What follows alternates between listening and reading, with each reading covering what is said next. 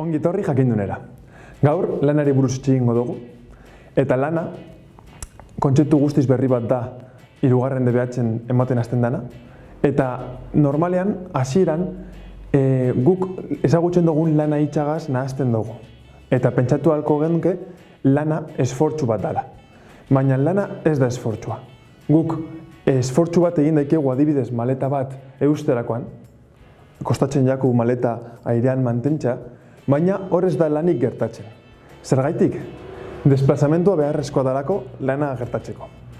Maleta bat eusterakoan, naiz eta guri kostatu, maleta hori ez da mugitzen, geldi dago airean. Beraz, hor lanik ez da gertatzen. Berdina kutxa bategaz. Imaginatu kutxa bat bultzatzen ari zaretela, baina pisutsu egia dela eta ezin dela mugitu. Kasu horretan, naiz eta zuek esfortzu bat egin, lana ez da gertatzen, kutxa ez delako mugitzen. Berdin gertatzen da, desplazamentua badago, baina indarrik ez badago.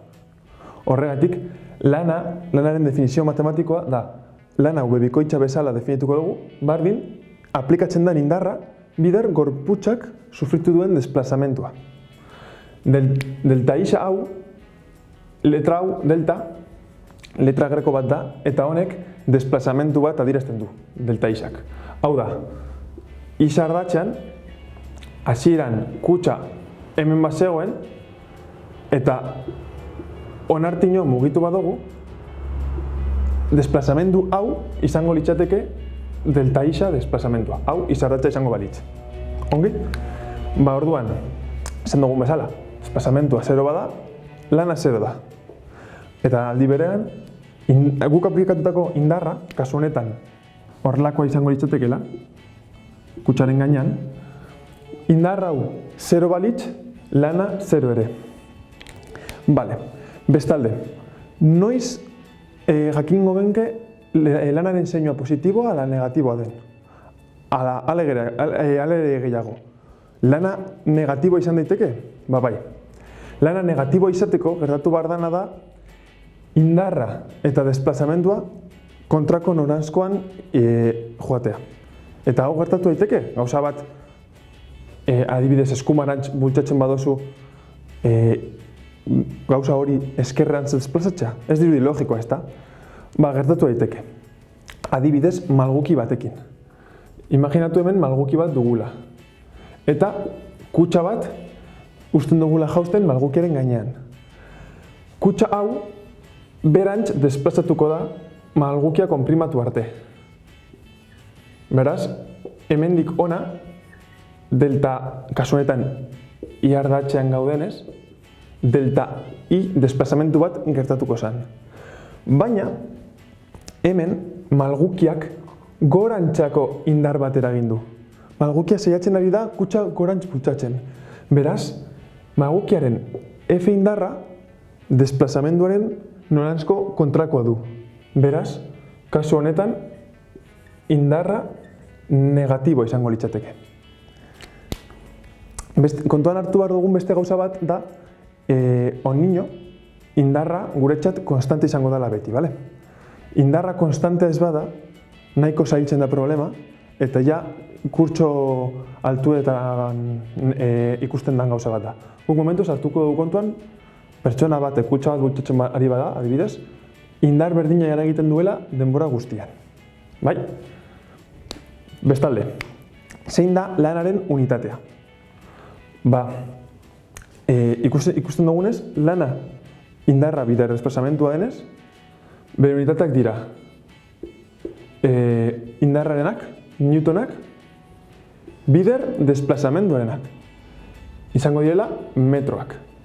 Beraz, hau da, joule edo newton bider metro. Eta, ze beste lekutan ikusi dugu unitate hau, joule unitatea, energietan. Eta azken finean lana energia aldaketa bat bezala ulertu daiteke. Beraz, lana energia unitatea ditu eta gainera energiaren aldaketa bat suposatzen du. Garrantzitsua da hori, gero ariketetan jakiteko beti energia sartzen bada kontuan ariketaren barnean, lana kontuan hartu behar dugula ariketa ebasteko. Eta ja, azkeneko kontzeptu bat lanarekin zerikusia duena. eta da potentzia. Hau atxinduko dugu.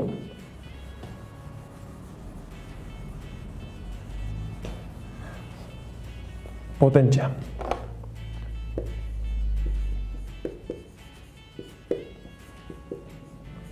Edo guk dituko dugu P. Zer da potentzia?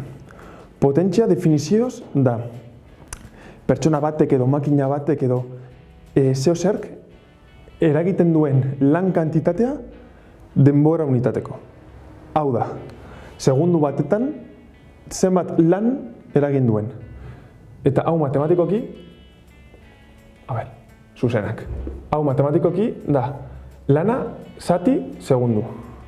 Eta honen unitateak izango lirateke lanaren unitateak, kasu honetan joulak direla, zati segundu ez, zati denbora, eta unitateak bai izango zirela zati segundu. Vale? Eta hau, noiz hartzen da kontuan? Adibidez, motor batek eragiten duen potentzia jakiteko. Motorren ahalmena potentzian neurtzen da. Eta potentziaren unitatea, joule zati segundu hau, ezagutzen da ere bat bezala. Eta dituko diogu, V bikoitza, baina marratxo batzuekin ez nahazteko lanagaz. Bat hau, izen hau agian ezagutzen duzue, eta James Watt ingenieroaren abizenetik dator, lurrun makina hobetu zuena, eta era garaikidean garrantzia handia eduki zuena, ze azken finean, gaur egunean ezagutzen dugun transporte guztiak lurrun makina horretatik hasi ziren.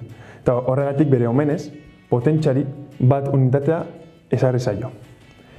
Eta beno hau izan da guztia, espero dut gustatu izana eta gogoratu. YouTubeen naiz webgunean jarraitu jakin duen.